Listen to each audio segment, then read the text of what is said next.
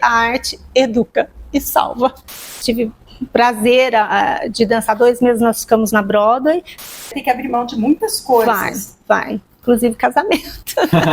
E Japão, foram 12 anos, me sinto metade japonesa. Não gosto de falar a palavra difícil e nem não consigo. Você trava tudo, já bloqueia. Nada é difícil depois que você aprende. A Marta, ela dançou um poema. E eu nunca tinha visto isso, eu nunca tinha visto um poema ser dançado. Para sobreviver de arte no Brasil é bem complicado. Cláudia Raia é maravilhosa, eu admiro muito, e eu tive o prazer de dançar com ela no Senato Santo Agostinho. Se o espetáculo é bom, o leigo vai gostar também. Você não está lá para se exibir, olha como eu estou fazendo. Você está lá para passar uma coisa boa para quem está assistindo.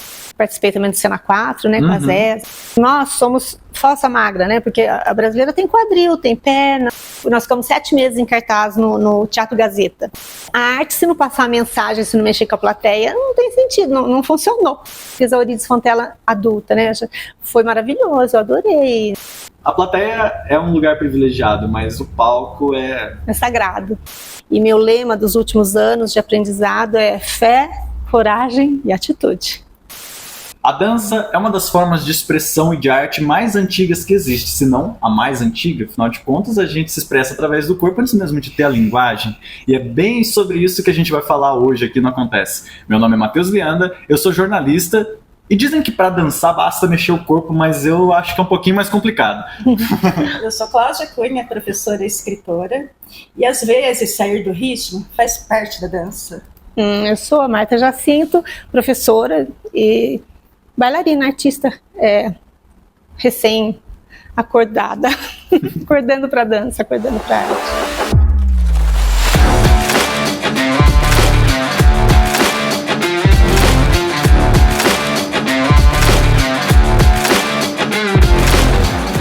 E a nossa convidada de hoje, então, é a Marta Jacinto, bailarina, mas antes de falar com ela, olha só onde que a gente está fazendo essa edição do programa, né? Aqui na Livraria Nobel. E a Nobel tá com uma novidade, não sei se você tá sabendo. Lógico que sim. Que é a...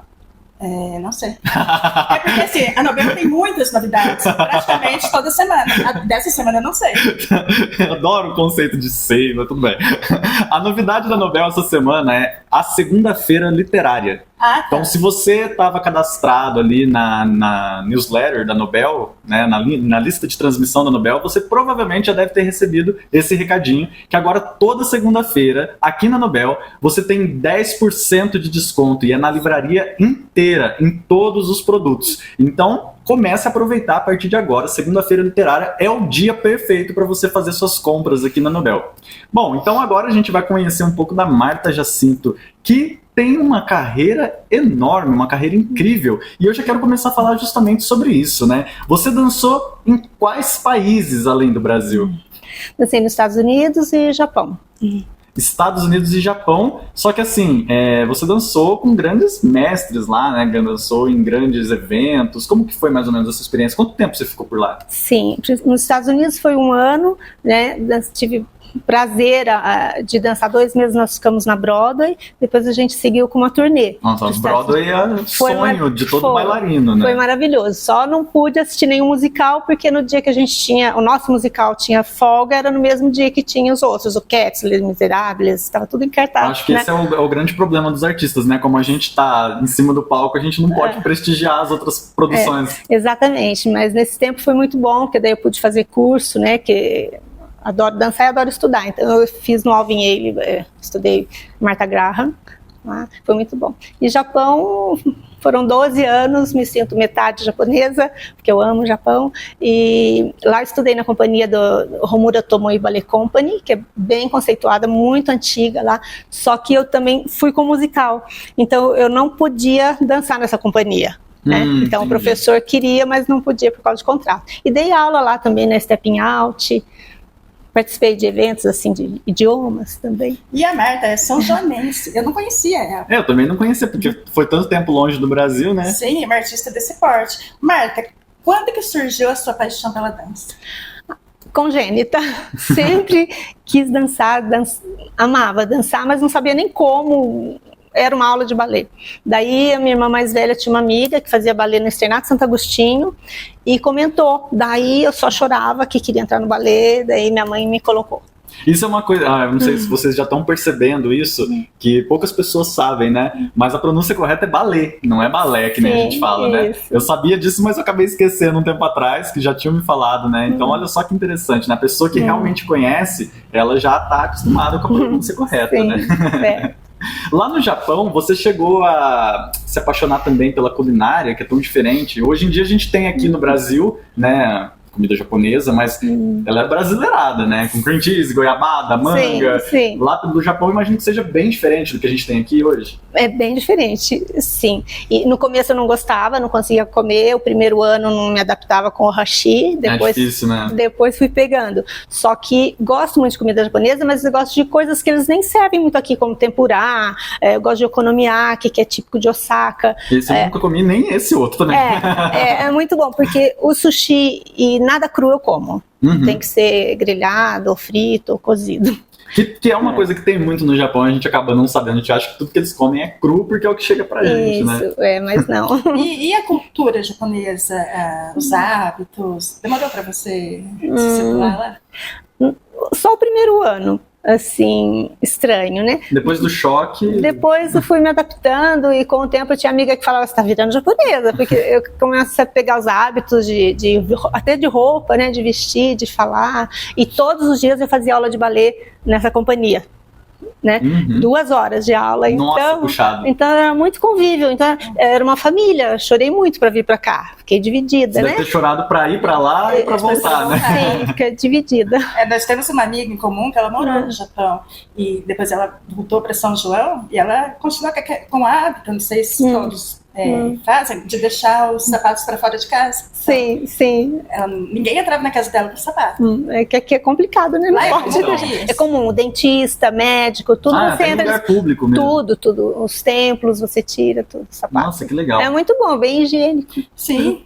Ô Marta, e foram 12 anos então no Japão e 1 ano nos Estados Unidos, certo? Sim. Você trabalhando totalmente com arte.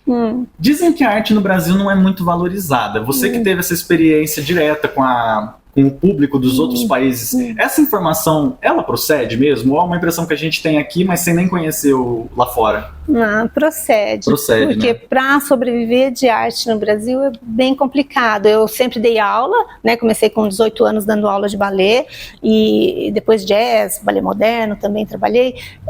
Dançando em si você não é remunerado. Os rapazes, e tem uma diferença também que os meninos em companhia, os rapazes recebem, as meninas não. Ah, é isso mesmo? Porque assim, não sei se até hoje, mas na minha época era assim. O que eu sei é que algumas escolas de dança que eu conheço mesmo pessoalmente, o menino, se ele quiser fazer aula de balé, ele não paga. Isso, além de ele não pagar, eles recebem quando tá mais profissional, né, em companhia mesmo, porque subentende-se que eles não têm dificuldade para moradia, vêm de longe, às vezes do Nordeste, do Rio, né? Mas isso tem a ver com a escassez? São menos também, mas hoje em dia acho que aumentou bastante, acho que melhorou bastante, sim, né? Mas para mim, na minha época, na minha geração, era para ganhar alguma coisa pouco, só dando aula, muitas aulas. Entendi. E daí, se você fica dando muitas aulas, você deixa de dançar. Porque você não tem sobra que espaço para você treinar. E eu gosto de dar aula, mas a minha paixão é o palco. Então, né? Porque a gente começa a aprender. Eu, particularmente, eu também dou aula de atuação, né? Mas eu amo dar aula. Gosto de estar lá e a gente revisita os conceitos, que é uma coisa muito importante. Às vezes a gente vai esquecendo de coisas ao longo da trajetória. Mas a gente começa para estar em cima do palco, né? Exatamente. Marta, o que uma bailarina precisa ter? Essa é uma pergunta complexa. Persistência, dedicação. Disciplina muito. Muita disciplina, cuidar da alimentação e... Estudar. Que você falou no começo da entrevista, né, que você gosta de dançar e gosta de estudar. Parece uma combinação perfeita para ser bailarina, né? Exatamente, porque uma alimentação saudável. Sim, por exemplo, quando eu dançava profissionalmente aqui no Brasil, antes de começar a viajar, você sair no final de semana, você tomar alguma coisa alcoólica, na segunda-feira você não tem o mesmo equilíbrio. Já afeta o cérebro, sim. Então. O equilíbrio. tudo, então, né? então Tudo você que tem. você coloca no corpo. Então, para você ter um balance, ter um equilíbrio bom, ter um equilíbrio bom, fim de semana, antes de dançar, não é bom tomar, né? É porque muita gente pensa, não, mas eu sou disciplinado durante a semana inteira. No final de semana eu posso tomar uma cervejinha. Segunda vem tudo. Aí você acaba se arrependendo do mesmo jeito, né? E tem aquele estereótipo da bailarina que ela precisa ser bem magra, leve. Mas eu lembro que na minha adolescência, quando surgiu a Cláudia Raia, quebrou isso e foi um incentivo para as meninas, para moças da época, porque ela é uma excelente bailarina, dançarina. Ela tem uma escola, né? Sim. E a Cláudia Raia tem 1,95 m descalça e a estrutura dela é muito grande. Então eu lembro que ela fez um especial dançando balé. Isso. Então, e ela falava assim, é a disciplina, é o seu esforço. Você pode quebrar esse estereótipo da bailarina. A Cláudia Raia é maravilhosa, eu admiro muito, e eu tive o prazer de dançar com ela no Senato Santo Agostinho, quando eu tinha 13 anos, eu sou 1 ano mais velha que ela. Aqui em São João? Aqui em São João da Boa Vista. Ela veio dançar aqui, ela tinha 13 e eu tinha 14. Olha só. E nós conversamos, uma belezinha determinada, já com uma técnica maravilhosa, e realmente eu concordo, as brasileiras, nós somos falsa magra, né, porque a brasileira tem quadril, tem perna, mas né? Então, para dançar o balé clássico, ser magérrimo, como uma chinesa, uma russa, japonesa, é muito magra. Eu estou pesando agora 10 quilos a mais do que eu pesava quando eu dançava. E ela é magérrima. Porque você ser grandona? Para bailarina, a Cláudia Raia tinha problema com partner. Porque daí sobe na ponta, aumenta quase 15 centímetros, né? E daí precisa ser um bailarino muito alto, né? Então as menores é mais fácil de fazer os portês. O que eu vejo muito assim, é como nos esportes, que é um paralelo que eu acho que é legal de fazer, como por exemplo na ginástica, qualquer um pode fazer ginástica, mas existem biotipos que são melhores aproveitados, né? Certo. Quando você vai numa Olimpíada, por exemplo, você vê que eles têm um corpo parecido, porque no final das contas é sobre isso, né? Sobre o corpo que a pessoa tem. Sim. Ou por exemplo na natação, todo mundo pode aprender a nadar, mas se você nasce o Michael Phelps, você tem um corpo ideal para natação. É o talento físico, né? Então. Agora sim, dança de salão, o jazz, o balé moderno, não precisa ser magérrima, né? Não precisa ser magérrima. Balé clássico acho que tem que ser assim. Então, porque acaba que é por conta das exigências, né? Sim. A gente conheceu a Marta, né, num evento que teve aqui em São João, que foi o lançamento do livro Sentimentalidades, da Silvia Ferrante.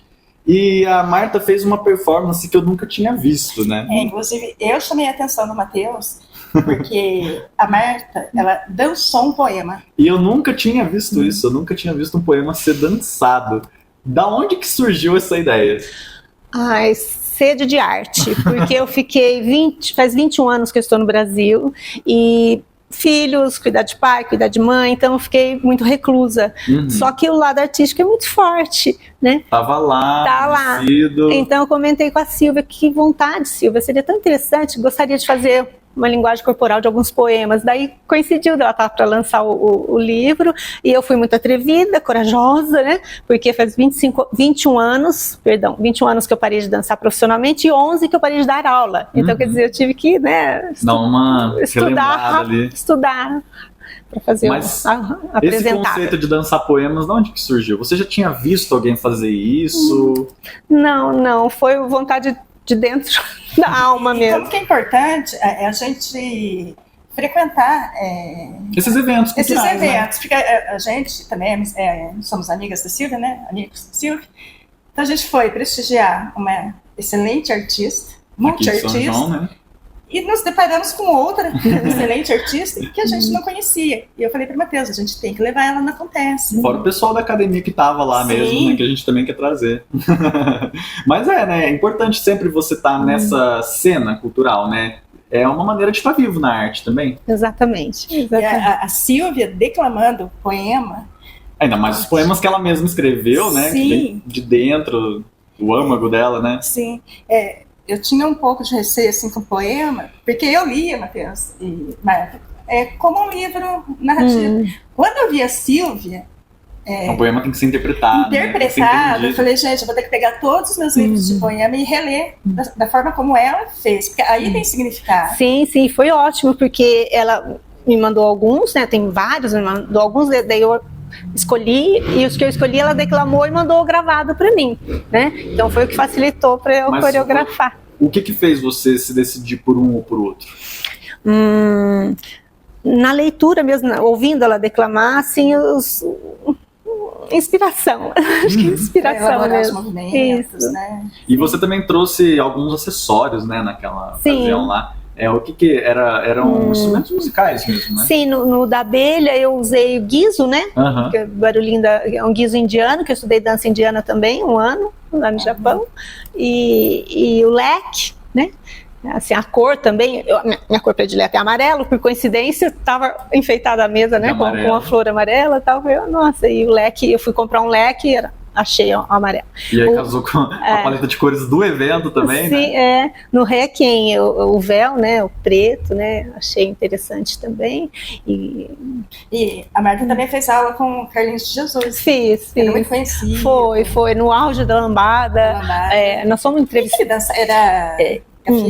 Não, o Carlinhos de Jesus, ele ensina vários estilos de dança de salão, né? E na época que eu fiz curso com ele, foi mais lambada mesmo. E daí nos Estados Unidos a gente foi entrevistado, eu e mais um partner, né? O bailarino que dançou comigo, porque fez maior sucesso, né, no Brasil, e fui lá nos Estados Unidos, a lambada. Nossa, era febre, né? Década de 90, né? E era gostoso que a gente fazia curso de 2 horas com ele no Rio. E como eu era muito levinha, né? A mais magra do grupo, tudo ele me pegava pra mostrar uns exemplos. Porque bailarino prefere as mais leves. Claro, né? Tem que fazer menos força no braço. Exatamente. Mas qual que é a diferença da dança indiana que você também fez e a dança do ventre? A dança indiana, você mexe com o olhar, né? Tudo tem uma história. Ela é mais provocativa. Ela tem sempre uma história nas danças, muito movimento com a mão, com o olhar. Né, tem exercício com os olhos na aula né, e a dança do ventre é mais sensual, né, mas o abdômen, assim... E a dança do ventre, se eu não me engano, ela tem origem árabe, né? Eu creio que sim, eu estudei também dança do ventre. Então, é bem interessante a gente ver os diferentes estilos de dança que o mesmo artista pode fazer, né? Porque assim, vamos dizer que, como eu tinha falado, existem os biotipos, mas isso não impede você de fazer danças diferentes, de aprender, né? Sim, eu nunca deixei de fazer aula de balé clássico, minha paixão, mas eu estudei balé moderno, Martha Graham e Horton no Japão, e sapateado americano. Não tem o preconceito, né? Não, porque até o samba, né, aprendi a sambar também. Você tendo a técnica do balé clássico, você consegue até no samba você fazer certos movimentos mais polidos, assim, digamos, com desculpa ficam mais precisos, né? Juntar, né, um pouquinho dos movimentos de braço, assim. Porque tudo agrega. Se você aprender uma coisa, como que você não vai usá-la, né? A tango, né? Também estudei com um professor argentino, Daniel, maravilhoso também. Ela só não fez a dança da chuva. Flamenco eu não estudei. Eu já dancei coreografias, mas nunca estudei flamenco, apesar de ser descendente de espanhol. Mas daí entra também numa coisa que eu sempre ouvi falar. Dá pra dizer que o balé é realmente a base de tudo? Que uma pessoa que quer aprender a dançar, se ela quer aprender a dançar corretamente, ela tem que aprender balé?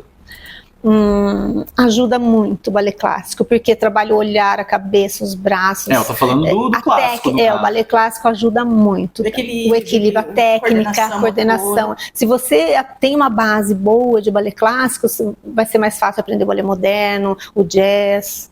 Você é uma pessoa que não vive tropeçando, né? Porque eu cheguei aqui, eu já tropecei no fio, na câmera. Você é toda delicadinha, então a gente comentou. Agora tem uma coisa que você vai gostar muito. Ela também fez teatro infantil com a Josi. Não, a Rose Campos. É a Morgana do Castelo Rá-Tim-Bum. Isso, Rose. Foi fantástico. Foi fantástico. Eu perdi o contato com ela. Porque... Lembro, claro. O Zequinha, né? Que fazia o Zequinha, o Fred, uma graça. Na época ele estava com 15 anos e nós ficamos 7 meses em cartaz no Teatro Gazeta. Com qual peça?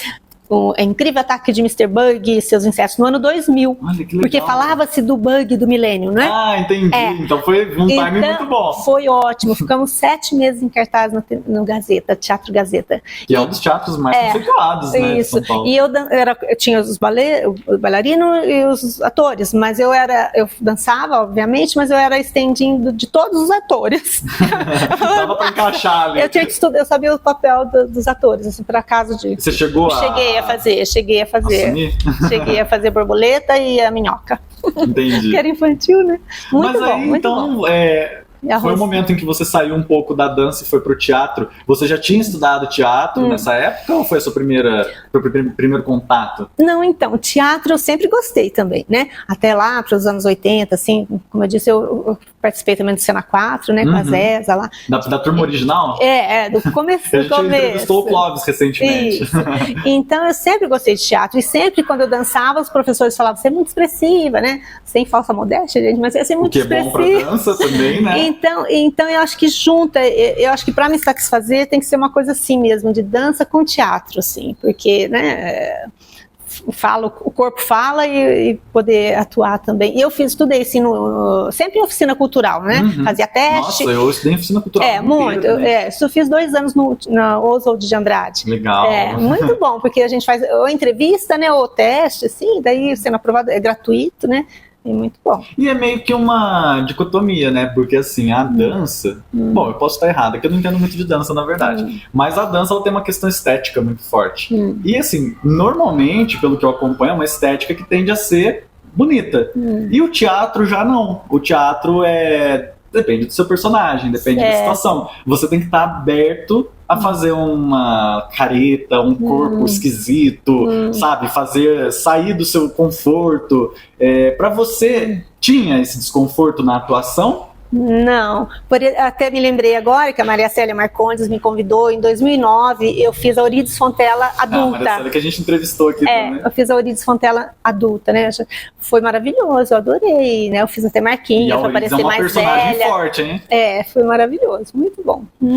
E como é que foi o caminho, então, já que a gente tá falando de teatro, né, pra chegar até a Broadway? Foi um teste, né? Muita gente, né? Enviando currículo. Como é que você ficou sabendo desse teste? Porque você saiu de São João, estou indo. Broadway, tchau. Primeiro, eu quero também. Primeiro eu fui para Campinas, né? Com 18 anos fui para Campinas, daí logo já entrei na companhia de balé da Lina Penteado. Eu fiz lá um curso de montagem também com a Lina Penteado. Eu fiz um curso também lá de 3 anos, junto com o balé, né? Lá, eu não de fiz teatro. Curso lá. Então, é lá onde fica o Macunaíma, né? Agora eu não lembro, eu sei que hoje eles ficam no mesmo prédio lá, não sei se é perto do Guarani. Hã? Perto do Guarani. Isso, exatamente. Isso, Academia Nova lá, né? Enorme.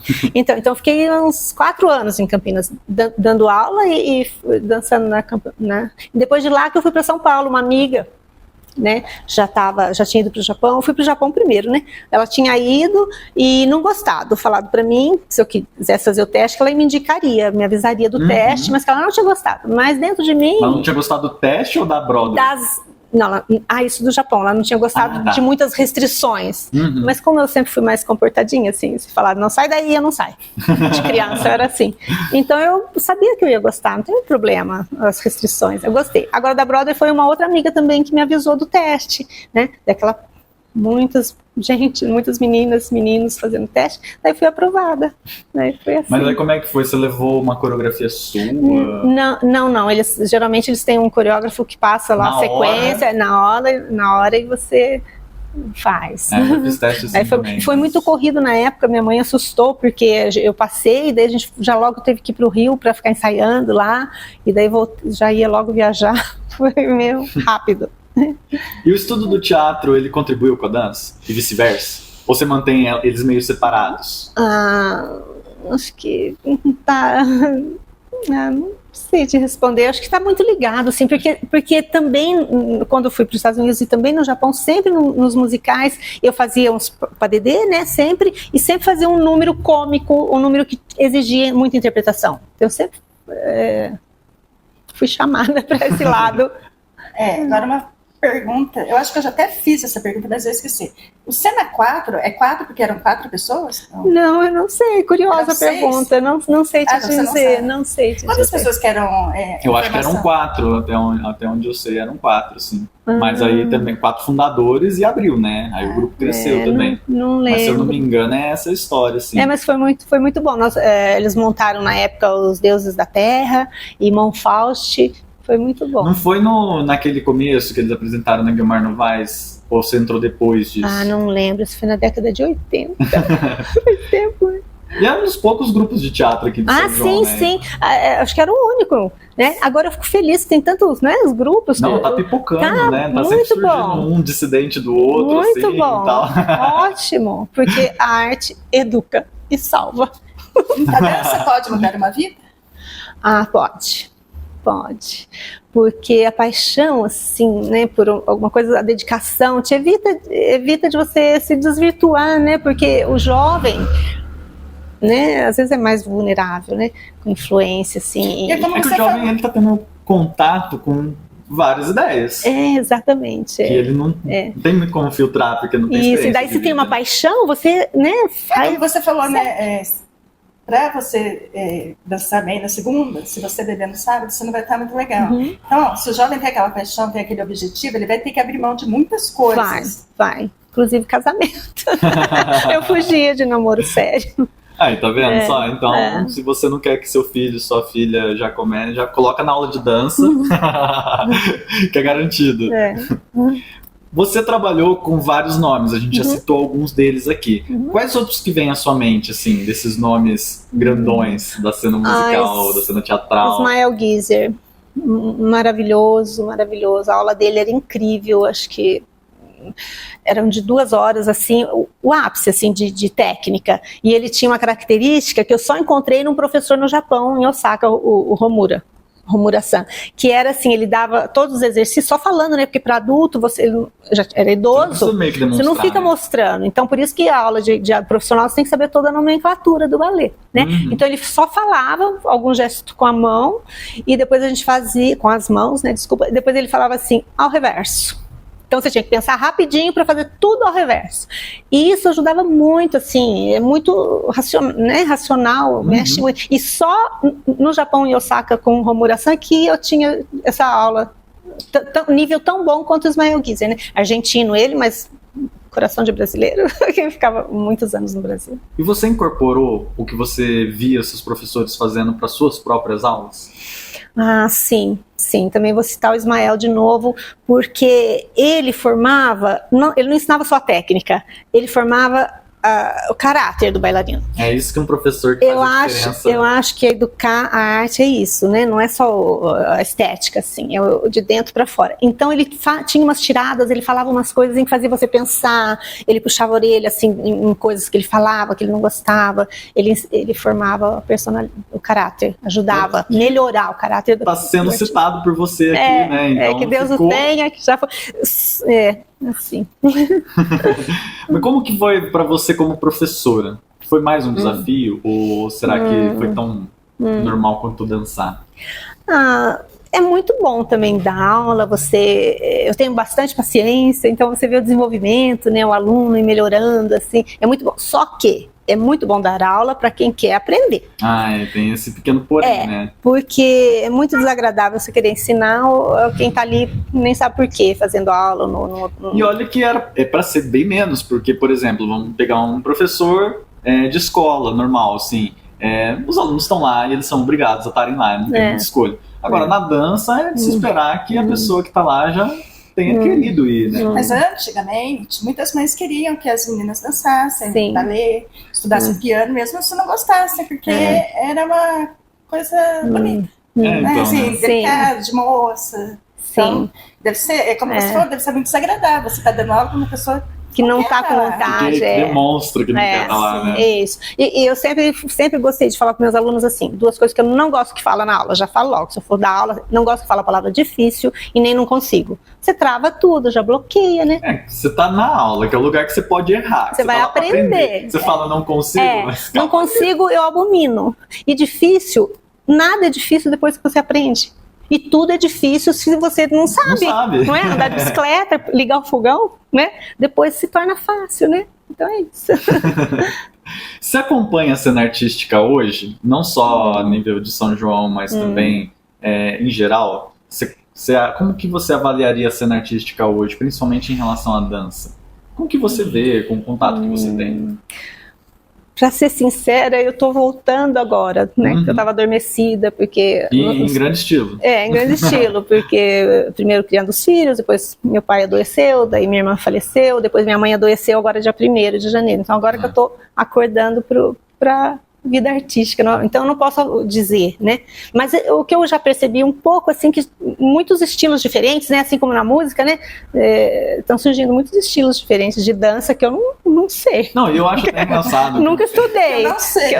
Nunca estudei aqueles estilos. Uma vez, acho que já vai fazer o quê? Uns 5 anos. Eu vi que tinha aula de zumba num lugar aqui na cidade. E aí eu fui pesquisar, e aí eu vi que era um ritmo africano, zumba. Achei interessante, pesquisei mesmo, vi uns vídeos assim de zumba. Falei, que legal, quero aprender um negócio diferente, né? Aí eu fui na aula de zumba e era basicamente sertanejo universitário, que eles deram o nome de zumba. Então, além de ter essa proliferação de ritmos novos chegando, a gente ainda sofre um pouco com essa questão de, tipo... me lembrou muito o sushi brasileiro, que eu falei no começo, né? Que você coloca a zumba original é uma dança africana. É uma dança africana, mas não tem nada a ver, pelo menos do que eu vi, com a dança que a gente vê aqui nas aulas, sabe? Era mais uma aula de queimar caloria, no final das contas. Aí eu fui uma vez, não voltei mais, porque, poxa, não tinha. Foi propaganda falsa, essa que é a verdade, desencantei.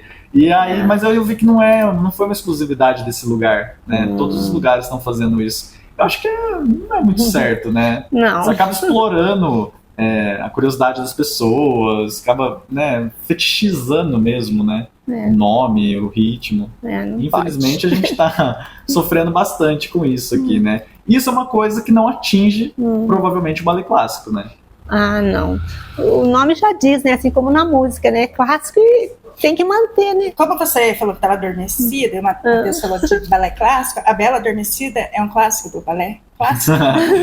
Sim, a Bela Adormecida. Tem uns nomes que é Quebra-Nozes, Gisele, Romeu e Julieta.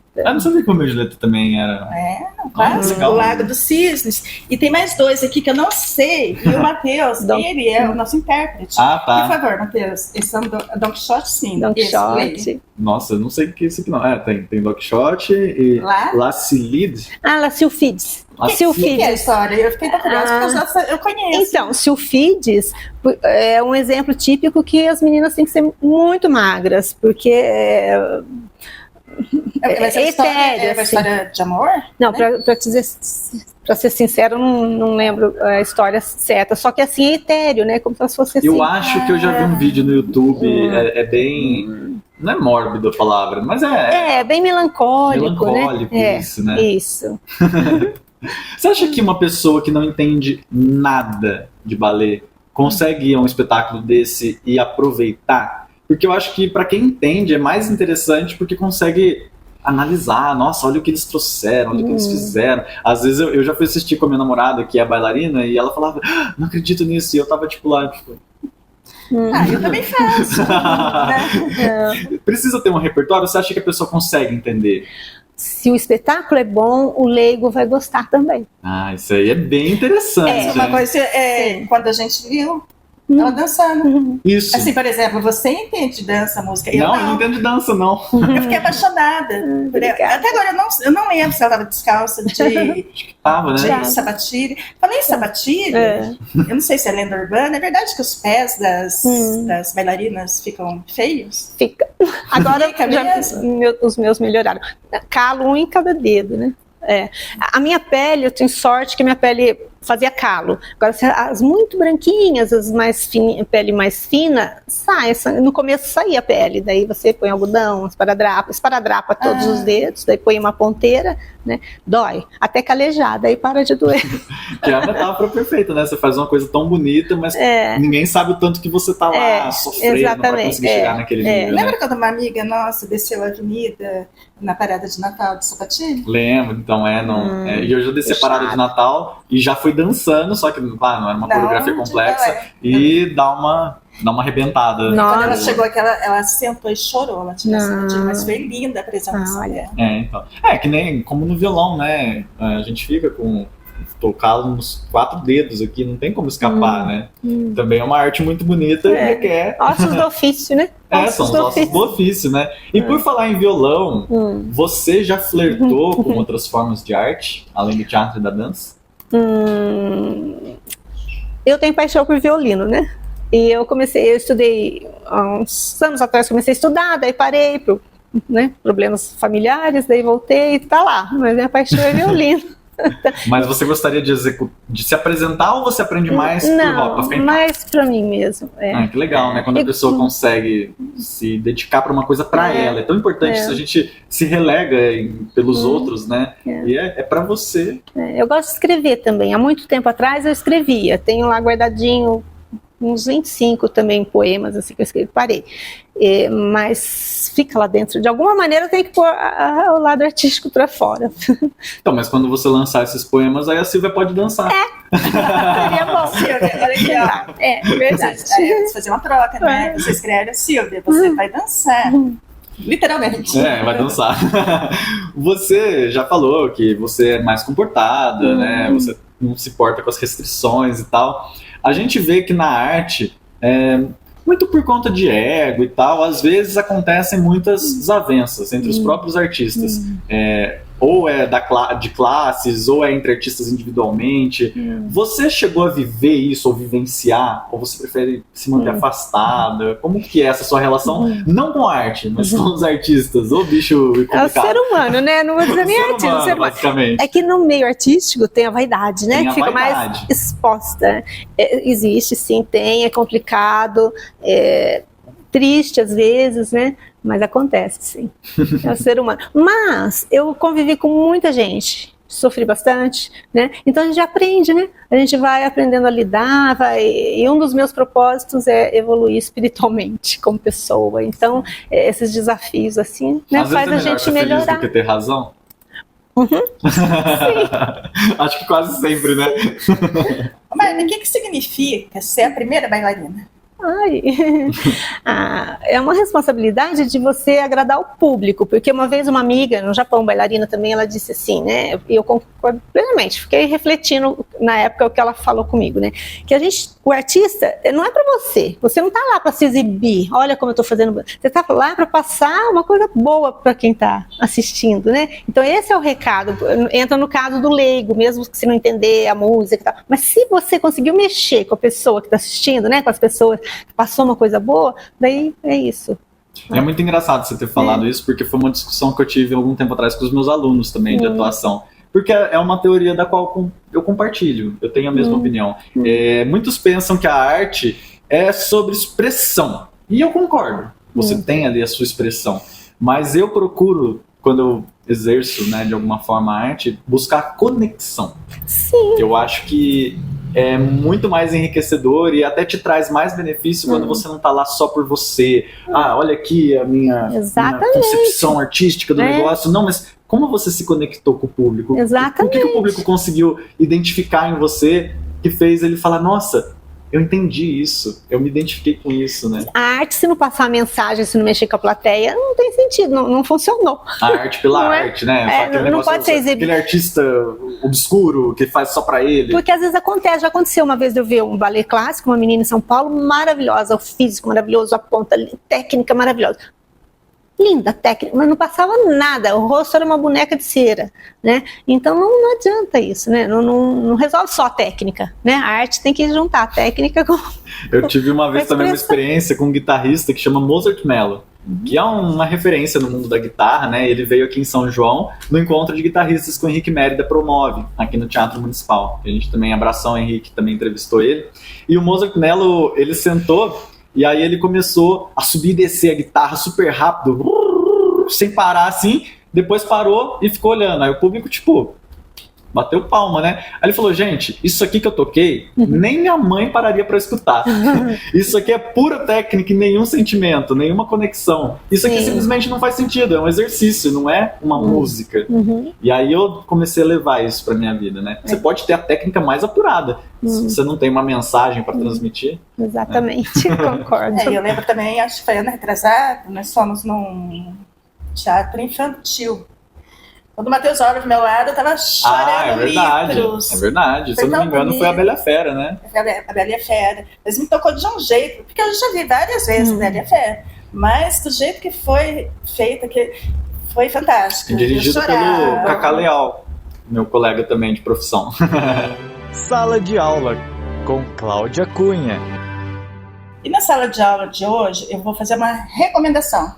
Muito bom. E vai ser interessante para vocês que gostam de teatro e de dança. Gosto. Eu poderia falar como a dança ajuda as crianças nas suas várias habilidades, mas eu vou falar de um mini documentário feito ano passado, 2023. Vocês podem procurar no YouTube, chama A Dança e o Autismo. Olha, que interessante. Então, foi produzido por Joca Mota e Rosa Primo.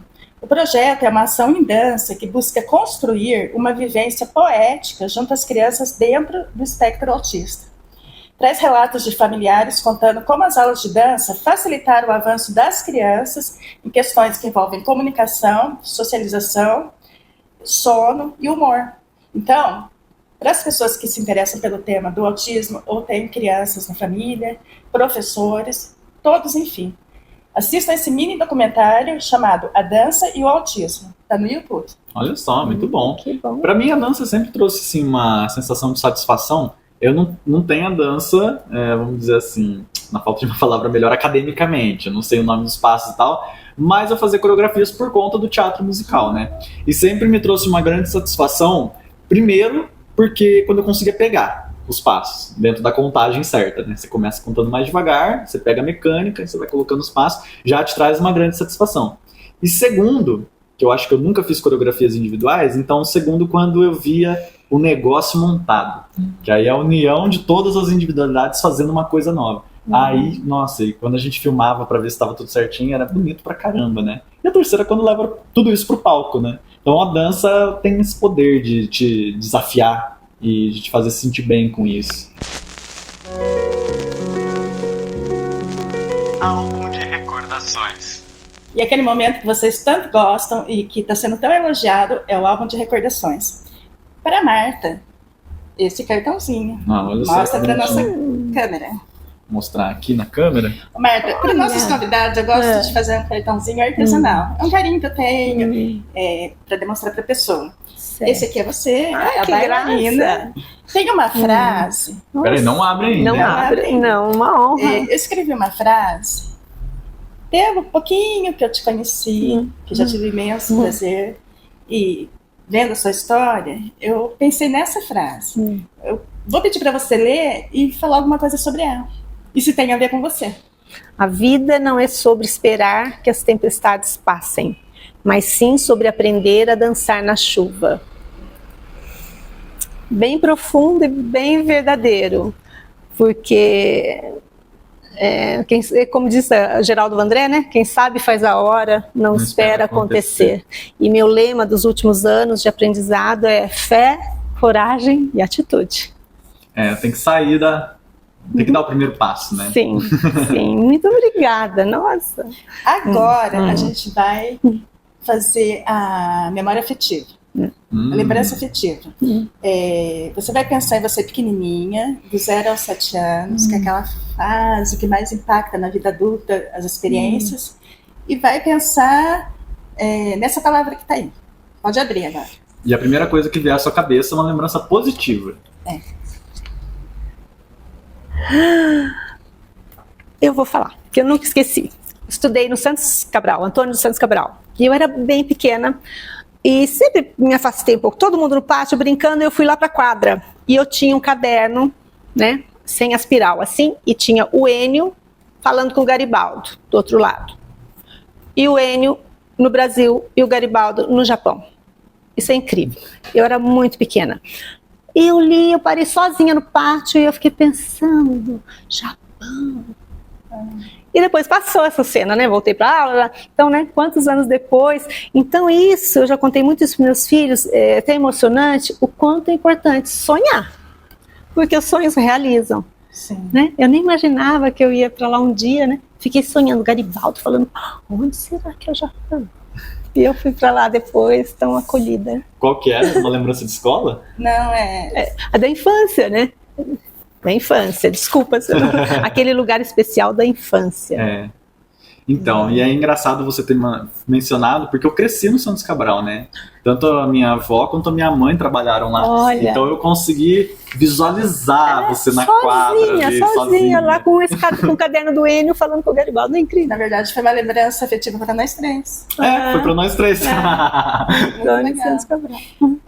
Marta, muito obrigada grata. por participar do nosso programa Acontece. A gente quer te receber mais vezes.